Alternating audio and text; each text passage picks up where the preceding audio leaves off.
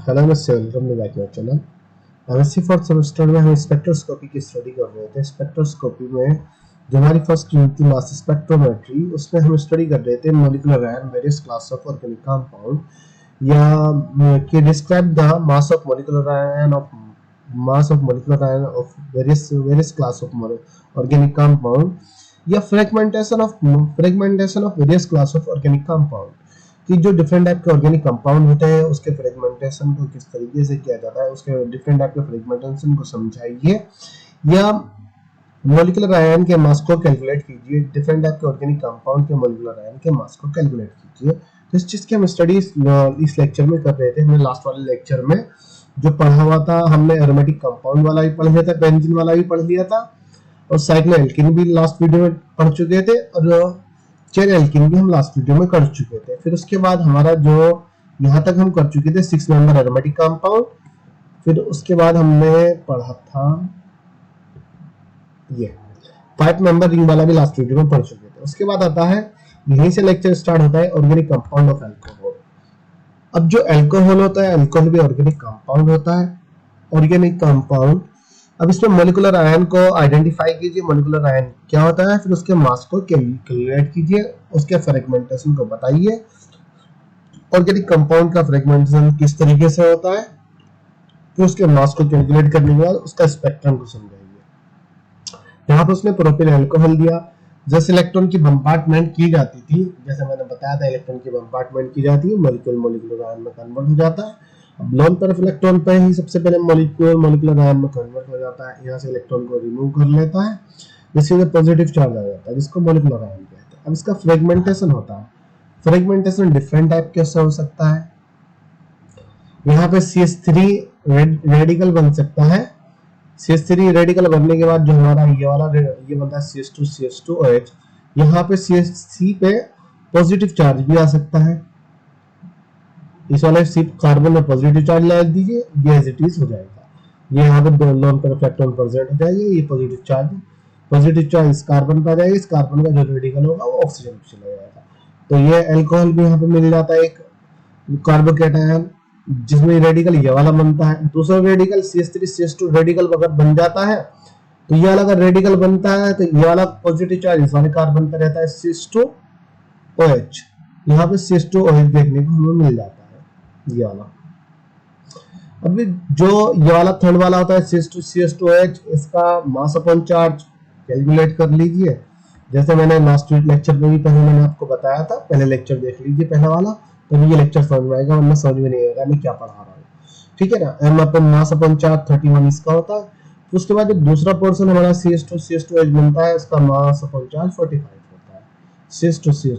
उसके बेस पे हमें मास स्पेक्ट्रम देखने को मिल जाता है। यही कंडीशन नहीं होती है, दूसरी कंडीशन में भी हमें मास, यहाँ पे हमें क्या देखने को मिल सकता है, मॉलिक्यूलर आयन। एक तो ये वाला मॉलिक्यूलर आयन मिल सकता है, दूसरा मॉलिक्यूलर आयन भी हमें देखने को मिल सकता है हेटेरोएटम के molecular ion. Hydroxy group negative यहाँ रेडिकल की फॉर्म में निकल सकता है, ये वाला पॉजिटिव चार्ज इस पा सकता है, ये पॉसिबिलिटी भी देखने को मिल सकती है। CH3CH2 positive charge, H radical की फॉर्म में। ऑक्सीजन पे दो लोन पर रिफ्लेक्टॉन प्रेजेंट होगा, एक रेडिकल भी प्रेजेंट होगा, ये पॉसिबिलिटी भी हमें देखने को मिल सकती है। तो जो कार्बोकेटायन जो बनता है ना, ये वाला जो कार्बोकेटायन बनेगा CH2 पॉजिटिव चार्ज, तो यही बेस पिक की तरह बिहेव करेगा। सबसे ज्यादा हाई इंटेंसिटी होगी, स्टेबल होगा, उसके बाद ये वाला स्टेबल होगा, उसके बाद ये वाला स्टेबल होगा। ये लेस स्टेबल, ये इससे ज्यादा स्टेबल, ये वाला इससे कम स्टेबल, ये वाला इससे ज्यादा स्टेबल होगा, ये सबसे ज्यादा स्टेबल होगा। तो बेंजाइलिक अल्कोहल दूसरा एग्जांपल, बेंजाइलिक अल्कोहल आता है CH5CH2OH। वही सेम कंडीशन, इलेक्ट्रॉन की बम्पार्टमेंट के द्वारा एक इलेक्ट्रॉन यहाँ से रिमूव हो जाता है, जिसकी वजह से पॉजिटिव चार्ज देखने को मिल जाता है, रेडिकल कैटायन होता है। जब इसका फ्रेगमेंटेशन होता है, फ्रेगमेंटेशन वही सेम चीज होती है, एक में OH नेगेटिव रेडिकल की फॉर्म में निकल जाएगा, जिसके वजह से CH2 पे पॉजिटिव चार्ज मिल जाता है।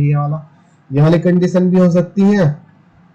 लेकिन वो अगर होमोलाइटिक क्लीवेज की बात करें तो हम अल्फा बीटा कार्बन, यहाँ से भी बॉन्ड ब्रेकिंग हो सकती है। अगर बॉन्ड ब्रेक होता है यहाँ से, तो ये यहाँ पे हमें रेडिकल की फॉर्म में मिल सकता है। रेडिकल की फॉर्म में मिलने की बजाय CH2 डबल बॉन्ड OH आ सकता है, यहाँ पे पॉजिटिव चार्ज भी आ सकता है। लेकिन पॉसिबिलिटी ये वाली ज्यादा होती है, जिसकी वजह से ये वाला जो C2 होता है ना, ये वाला C2 ये यहाँ पर होता है, ये इसके अंदर ही शिफ्ट हो जाता है पॉजिटिव चार्ज इलेक्ट्रॉन की डेफिशिएंसी होने की वजह से। कुछ स्ट्रक्चर इस तरीके से देखने को मिल जाता है।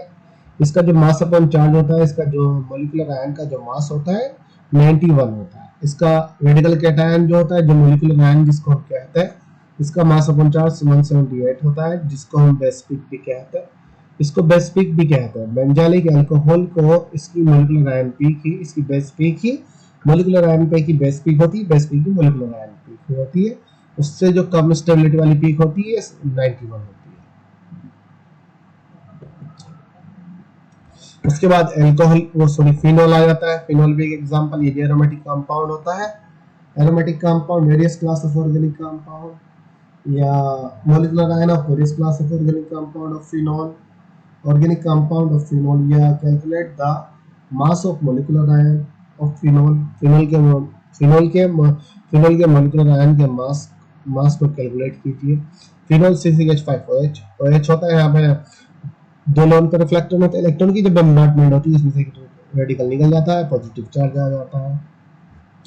अब जब पॉजिटिव चार्ज आ जाता है, पॉजिटिव अब इसका फ्रेगमेंटेशन कराया जाता है। फ्रेगमेंटेशन होमोलाइटिक हेटेरोलाइटिक भी हो सकता है। हेटेरोलाइटिक कराया जाता है तो कार्बन तथा ऑक्सीजन के बीच का बॉन्ड ब्रेक हो जाता है।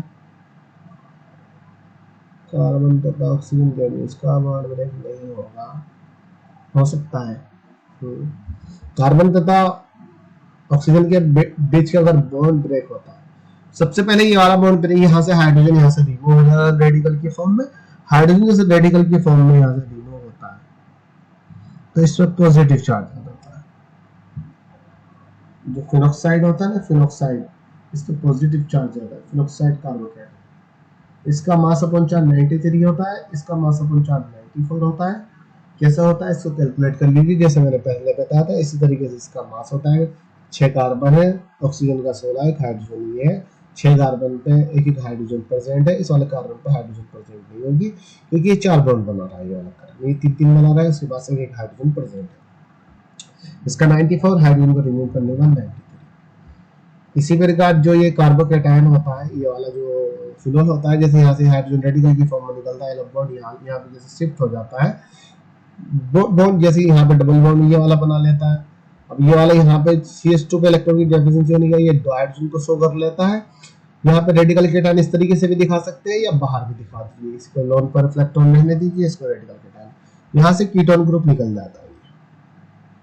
जब कीटोन ग्रुप यहाँ पे निकल जाता है, 5 नंबर की रिंग हमारी ये बन जाता है, जिसका मॉलिक्यूलर मास क्या होता है 66 होता है।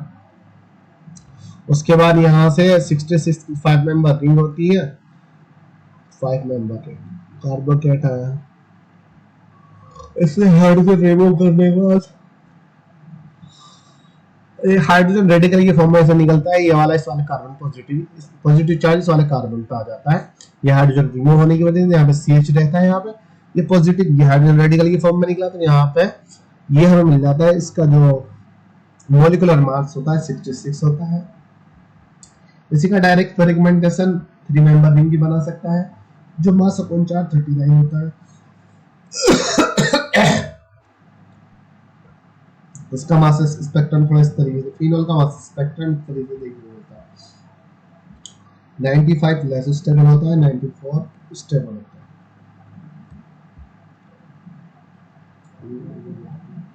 ये तो स्टेबल होना चाहिए, ये थोड़ा अनस्टेबल होना चाहिए। ये भी 93 में स्टेबल होता है, 94 स्टेबल होता है,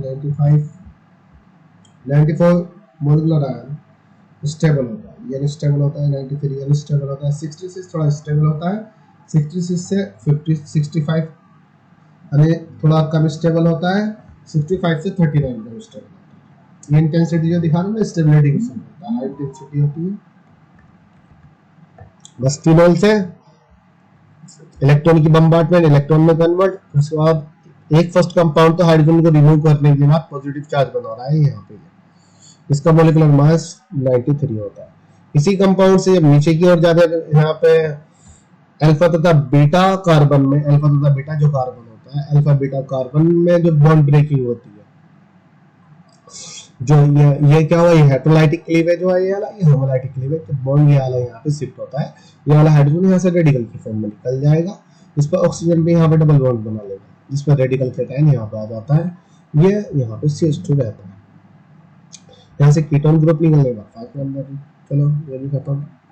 मैक्लेफर्टी डिरेंजमेंट, इसको मैंने सबसे पहले ही बताया था कि जो एरोमेटिक जो ऑर्गेनिक कंपाउंड की जो बात कर रहा है ना, ये कि define the molecular ion of various class of organic compound, या calculate the mass of molecular ion of different various class of organic compound. अगर various class of organic compound होता है, ऑर्गेनिक कंपाउंड कीटोन भी organic compound होता है, aldehyde भी organic compound होता है, जो एमिन एल्किल होता है वो ऑर्गेनिक कंपाउंड होता है, जो मैंने मैक्लेफर्टी रीअरेंजमेंट पढ़ाया था ना, अगर वही आपका याद है ना तो सबसे पहले हम उसी को लिख देते हैं, तो बाकी बाद में अगर हमारे पास टाइम बचता है तो फिनोल को कर लीजिए, साइक्लो जो चेन एल्किन ली था मैंने, एलिफेटिक कंपाउंड लिया था उसको ले लीजिए, एरोमेटिक कंपाउंड बेंजीन का ले लीजिए, उसका मास स्पेक्ट्रम बना दीजिए, क्योंकि मैक्लेफर्टी रीअरेंजमेंट तो हमें वैसे भी याद करना है, तो सबसे पहले हम उसी को याद कर लेते हैं, उसी को इसमें लिख देते हैं, बस बात यहाँ पे खत्म हो जाती है। उसके बाद हम इसमें सेकंड यूनिट पढ़ लेंगे। अब सेकंड यूनिट देखते हैं कौन सी पढ़ानी है।